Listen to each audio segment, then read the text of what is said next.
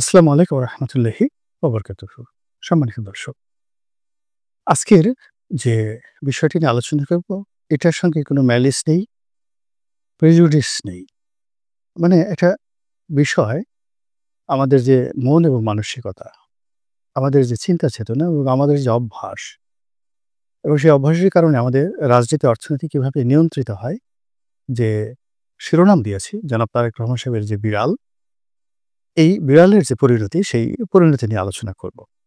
আপনারা সম্প্রতি দেখেছেন যে জনাব তারেক রহমান তার যে ভেরিফাইড ফেসবুক পেজ, সেখান থেকে একটি আ ছবি তিনি শেয়ার করেছেন। তিনি স্কাইপেতে কথা বলছিলেন নেতাকর্মীর সঙ্গে, তার যে রিডিং রুম রয়েছে, সেই রিডিং রুমে বসে।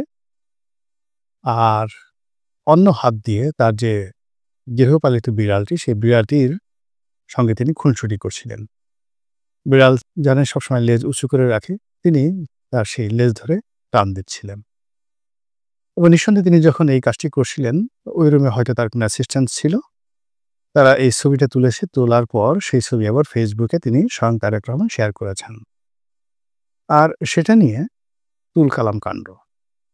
মানে তারেক রহমান সাহেব এ যাবৎকালে ফেসবুক পেজে তার যে ছবিগুলো দিয়েছেন, কমেন্টগুলো দিয়েছেন, বক্তব্যগুলো দিয়েছেন, তার মধ্যে এই বিড়ালের লেজ ধরে তিনি যে খুনসুটি করছেন, এই ছবিটির যে প্রচার, প্রসার, প্রোপাগান্ডা অতীতের সকল রেকর্ড ব্রেক করেছে। আর এই ছবিটিকে কেন্দ্র করে বিএনপির যারা নেতাকর্মী, তারা কেউ সুবহানাল্লাহ, কেউ আলহামদুলিল্লাহ। তারপরে নেতা আসবেন, নেতার মতো এরকম মানবিক আ নেতা আর নেই। তারপর মানে যত রকম প্রশংসা আছে, সেই প্রশংসা আ সবাই করছে। এবং এই যে বিড়ালটি, আমার কাছে মনে হচ্ছে যে জনাব তারেক রহমান সাহেবের একাধিক বিড়াল রয়েছে। এই বিড়ালটি অন্য একটা বিড়াল। এখন এটা কি তার মেয়ের বিড়াল, না ভাবির বিড়াল, না তার নিজের বিড়াল হতে পারে। বাসায় ৪-৫ টি বিড়াল থাকে। আমার যে জ্যেষ্ঠ সন্তান, বড় ছেলে, সেও ভীষণ রকম বিড়াল প্রেমী। মালয়েশিয়াতে থাকে। তো ওর ৪ টে বিড়াল আছে ঘরের মধ্যে। তো সে নিজে খাক বা না খাক, এই বিড়াল ৪ টিকে সে খাওয়াবে। এর মধ্যে একটা বিড়াল, সে দুষ্টুমি করতে গিয়ে সে ২০ তলা না ২৫ তলার উপর ওদের বাসা, সেখান থেকে পড়ে মারা গেছে। এটা নিয়ে হোল ফ্যামিলি, মানে আমার ছেলে, ছেলের বউ, এরপর দের যে বাকি ৩ টে বিড়াল, তারা অনেকদিন এখানে যাকে বলা হয় কষ্ট পেয়েছে। তো যারা পশুপ্রেমী, এই প্রেম নিয়ে মানে কটাক্ষ করার 1% কোনো সুযোগ নেই। আমার এক বন্ধু আছে, সেও ভীষণ বিড়াল প্রেমী। সে বিড়ালের সঙ্গে যাকে বলা হয় আপনি, আপনি করে কথা বলে।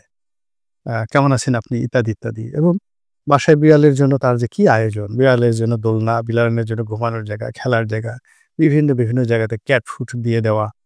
এবং সে বিড়ালটা, সে মোটা তাজা হয়ে এমন একটা অবস্থায় আছে, আপনার তাকে দেখলেই মনে হবে যেন এই একটা রাজাবাসার মতো সে বাসা আছে। তো হঠাৎ করে আমার সেই বন্ধুর মনে হলো যে তার বিড়ালটা নিঃসঙ্গতায় ভুগছে, সে আরেকটা দুষ্টু বিড়াল নিয়ে এলো তার সঙ্গী হিসেবে। তো সেই দুষ্টু বিড়ালটা আবার কয়দিন পরে পালিয়ে গেল। পালানোর পরে তো সে বাসায় রীতিমতো গজব নাজিল হয়ে গেল। তারপরে আমার সেই বন্ধুর ছেলেমেয়েরা তারা বিজ্ঞাপন দিল। বিজ্ঞাপন দেওয়ার পরে ৳৫,০০০ না ৳১০,০০০ পুরস্কার ঘোষণা করল। পাশের বাড়ির দারোয়ান সেটার খোঁজ দিল। এরপর সেই বিড়ালটা আনা হলো। আমার বন্ধু খুব কষ্ট পেলেন, যাকে আমি এত আদর করি, তার সঙ্গে অভিমান করে তিনি ৩ দিন কথা বললেন না, আদরই করলেন না, যে এত বড় মুনাফিক, বেঈমান। তো এরকম প্রাণী নিয়ে যাকে বলা হয় মানুষের পার্সোনাল একটা ফিলিংস থাকে। তো সেই দিক থেকে তারেক রহমান সাহেবের এই ফিলিংস, এটাকে আপনি শ্রদ্ধা করতে না পারেন, কিন্তু অশ্রদ্ধা করার কোনো কারণ আমি নেই। দ্বিতীয়ত হলো তার এই যে বিড়াল প্রেম, এটাকে তিনি ওন করেন। জীবনের তার যে ভালো লাগা যে বিষয়গুলো রয়েছে, সেই ভালো লাগা বিষয়গুলোর সঙ্গে আবার তিনি এই জিনিসগুলো ওন করেন। ওন করার কারণেই তিনি তার ফেসবুক পেজ থেকে এটা শেয়ার করেছেন। আর তার আ যাকে বলা হয় সংগঠন বিএনপি আবার এই একই ছবিটা তাদের যে অফিসিয়াল পেজ রয়েছে, সেখান থেকে শেয়ার করা হয়েছে। এর মধ্যে সমস্যা তৈরি হয়ে গেছে অন্য বিষয়গুলো নিয়ে। সেটা হলো, যারা তারেক রহমান সাহেবকে ভালোবাসেন, বিএনপিকে যারা ভালোবাসেন, তারা তো এরকম আমি যে কথাগুলো বললাম, এরকম ইতিবাচক কথা বলবেন। কিন্তু এখানে বিএনপির যারা প্রতিদ্বন্দ্বী তাদের মধ্যে কতগুলো মনস্তাত্ত্বিক সমস্যা দেখা দিয়েছে।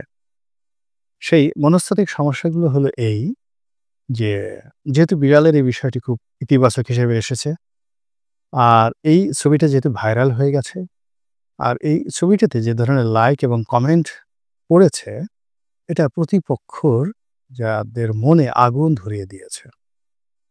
এখন তারাও চাইবে তাদের যারা নেতা-নেত্রী রয়েছে, তাদেরকে পশুপ্রেমী বানানোর জন্য, মানবিক বানানোর জন্য এবং এভাবে তাদেরকে আরো একটা ছবির মাধ্যমে ভাইরাল করে দেওয়ার জন্য।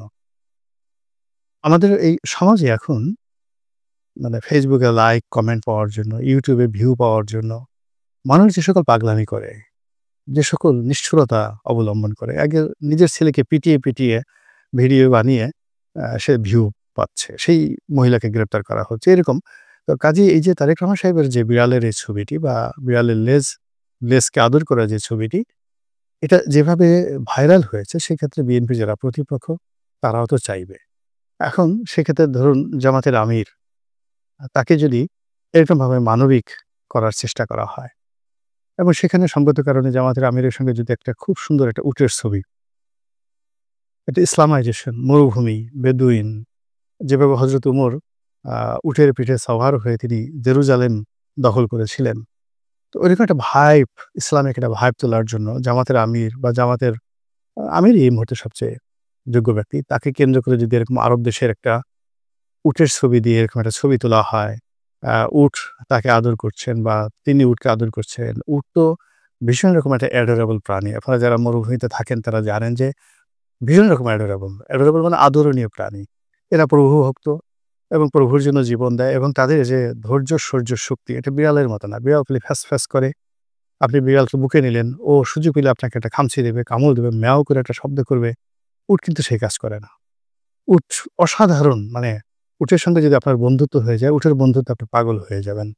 তো সেক্ষেত্রে জামাতের আমির যদি এরকম একটা উট নিয়ে একটা ছবি তিনি পোস্ট করেন এবং জামাতের যে বট বাহিনী রয়েছে, ইন্টারনেটে রয়েছে, তারা যদি টার্গেট করে যে বিড়ালের ছবি যদি ৩,০০,০০০ লাইক হয়ে থাকে বা ৪,০০,০০০ লাইক হয়ে থাকে, এটাকে তারা ৫,০০,০০০ বা ১০,০০,০০০, ৫০,০০,০০০ বা ১,০০,০০,০০০ তারা লাইক সংগ্রহ করবে এবং তাদের তো যে পেজগুলো রয়েছে, মিজানুর রহমান আজহারীর যে পেজ রয়েছে, আহমদুল্লাহর যে পেজ রয়েছে, এখানে একটা ছবি দেওয়ার সঙ্গে, সঙ্গে সেটা শেয়ার করার সঙ্গে, সঙ্গে সেখানে সেটা ৪-৫ লাখ লাইক চলে আসে কয়েক ঘন্টার মধ্যে।